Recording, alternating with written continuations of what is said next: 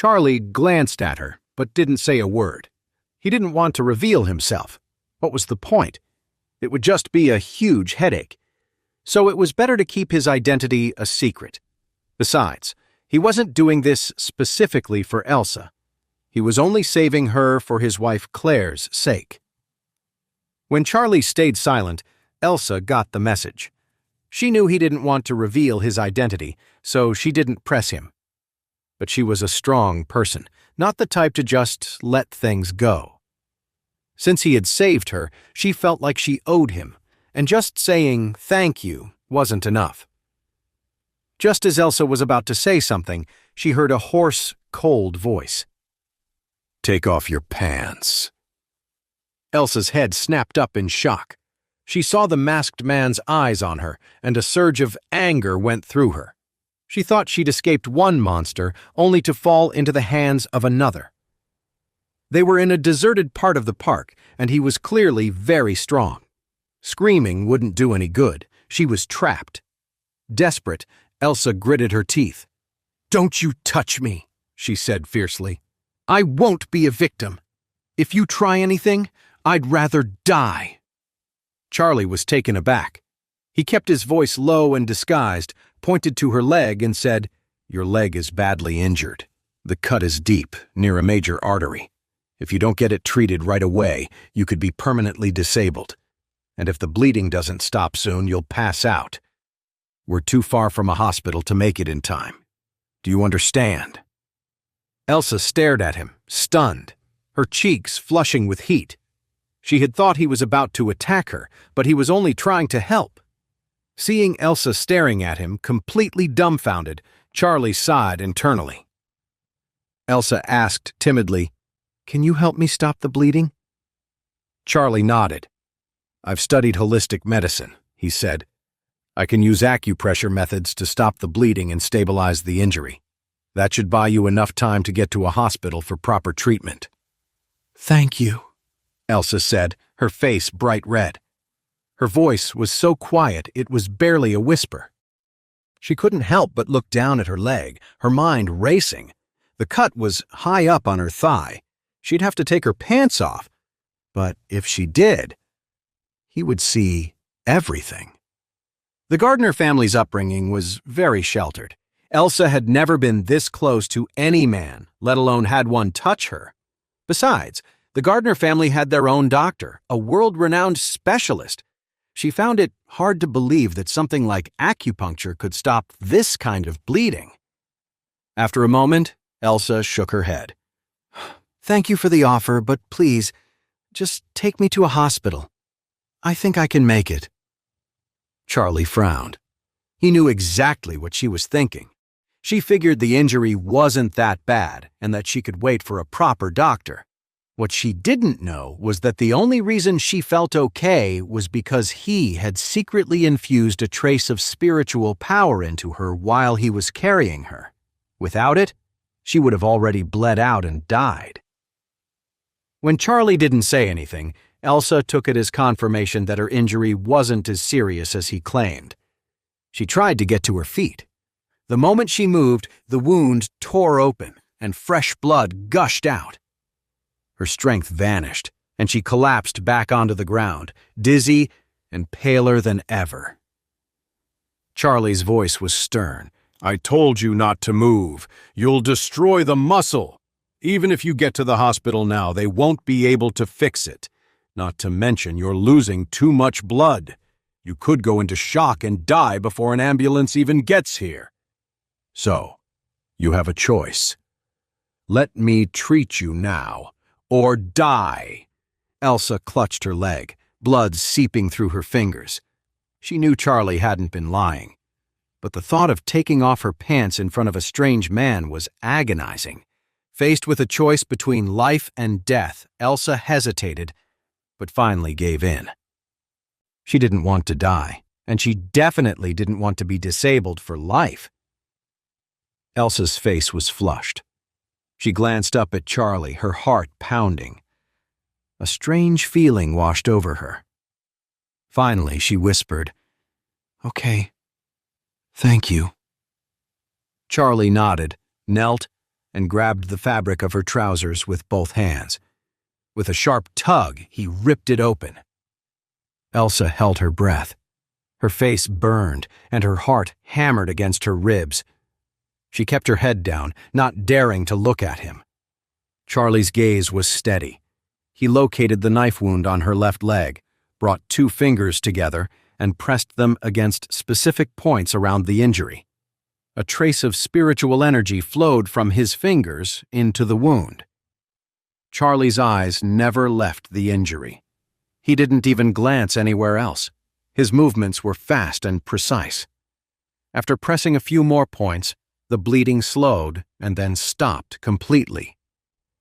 According to the techniques in the mystic texts, he could have healed her completely, regenerating the muscle and even closing the wound right there.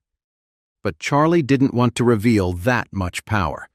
He just used his fingers as a form of acupuncture to stop the bleeding and help her muscles and veins begin to mend. That was all. All she needed now was a bandage for the surface wound at the hospital, and she'd be able to go home and heal on her own. Elsa's mind was reeling. She was in shock. After just a few touches from Charlie's fingers, the pain was gone and the bleeding had stopped. She couldn't believe it.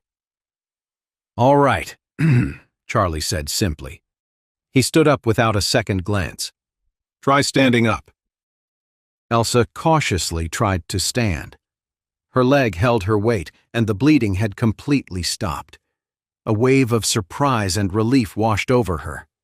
She blushed and looked up at him, saying shyly, "Since you don't want to tell me your name, can you at least let me thank you properly?" "No," Charlie said. He had no intention of revealing his identity. "You saved my life," Elsa said. "If I can't even thank you, I'll feel guilty forever." She reached up and unclasped a necklace. "This was a gift from my grandfather for my coming-of-age party. You saved me, and I want you to have it." In her hand was a platinum chain with a sparkling pink diamond on the pendant. Charlie was about to refuse, but then he felt a faint aura coming from the stone. A thought crossed his mind, and he took it from her. He nodded, then took off his jacket and tied it around her waist. "Sorry about your pants," he said. "You can use this to cover up. I used your phone to call for an ambulance. They should be here from the local hospital in a few minutes. You're safe now. I have to go." After he finished speaking, Charlie turned and walked away without looking back, disappearing into the dense park almost instantly. "Hey, wait!" Elsa called out, but he had already vanished from sight. Just then she heard the distant wail of an ambulance siren approaching the park. She looked down at the jacket tied around her waist, then back towards where Charlie had disappeared, feeling a profound sense of loss. A second later, it hit her. The way he walked away looked incredibly familiar. Elsa racked her brain, and then it clicked. His silhouette was exactly the same as the mysterious chairman of the M. Grand Group. Could it be him? A jolt went through her, but she hadn't asked for his name, and she hadn't seen his face. She had no way of knowing if she was right. Just then, Elsa noticed something on the ground where Charlie had been kneeling. It was a small gray pebble. Carved into it were the words, "Peace and Wealth." He must have dropped this by accident, right? She thought. Elsa immediately clutched the stone like a treasure. If she never saw him again, this would be the only thing she had to remember him by. After the ambulance rushed Elsa to the hospital, the doctors diagnosed her injuries as surprisingly minor. The attending doctor, completely unaware of the initial treatment Charlie had provided, was baffled by her condition. Judging by the stab wound, her tendons should have been ruptured and severely damaged. But aside from the surface wound, Elsa's tendons and veins were perfectly intact, almost as if they'd been reconnected and were now even stronger than before. The doctor told her, "You should be fully recovered after just a few days of rest. Honestly, this is incredible. Did you do anything to treat the wound before you got here?" Elsa thought of the mysterious man, but simply said, No, I didn't do anything special. The doctor, well, that's amazing. Then the doctor added, by the way, I've already notified the police. They should be here soon. You can give them your statement about the attack. Elsa nodded gently. The police arrived quickly. An attack on a senior executive from the Emgrand Group was a serious matter.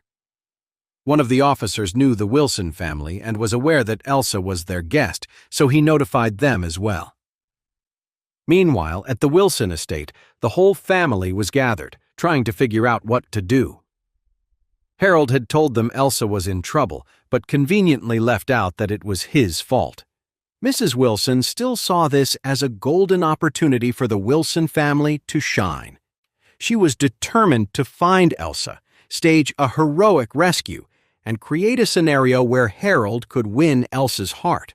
When she heard Elsa was already in the hospital, Mrs. Wilson was visibly disappointed. "What a shame!" she exclaimed. "If Harold could have seized the opportunity to be the hero and save her, it would have been perfect." Then she announced to everyone, "Come on, we're all going to the hospital to see her." Harold's stomach was in knots, but he had no choice but to bite the bullet and go to the hospital with his family. On the way over, Harold had already cooked up an excuse, but he wasn't sure if Elsa would buy it. When they got to the hospital and saw Elsa, Harold plastered a look of shock on his face and rushed over. "Elsa, are you okay? I was just about to call my dad to get some guys together to come rescue you." "Rescue me?" A flash of bitter irony crossed Elsa's face. She said coldly, "You're the one who almost got me killed." Harold scrambled to explain. "Elsa, don't get me wrong. I was trying to draw their attention. They were after me, not you. I never thought they'd actually hurt you." Elsa scoffed, too disgusted to even argue with Harold. She had seen his true colors, and all she could think about was how to stay as far away from him as possible from now on. Mistaking her silence for acceptance, Harold thought she'd bought his story. He looked her up and down, noticing the man's jacket tied around her waist. He frowned. "Elsa, where are your pants?" Elsa was filled with revulsion. She didn't want to talk to him at all. "That's none of your business," she said coldly. Mrs. Wilson's sharp eyes swept over Elsa, staring at the men's jacket on her. She stepped forward and asked, "Elsa, dear, if something happened, you can tell your grandma. That group of people, they didn't do anything to you, did they?" Elsa replied flatly, "They stabbed me. Luckily, a young man passing by saved me. My leg was injured, so he helped treat it. My pants were torn, so he gave me his jacket." "Why, is there a problem?" "A young man?" Mrs. Wilson was shocked. Some random young man being the hero was not good at all. What if Elsa developed feelings for him? Her precious grandson Harold would lose his chance. Harold, his voice thick with jealousy, chimed in. "Elsa, what exactly did he do to treat you? Did he take off your pants himself?" Elsa sneered. "And what business is that of yours?" she said sarcastically.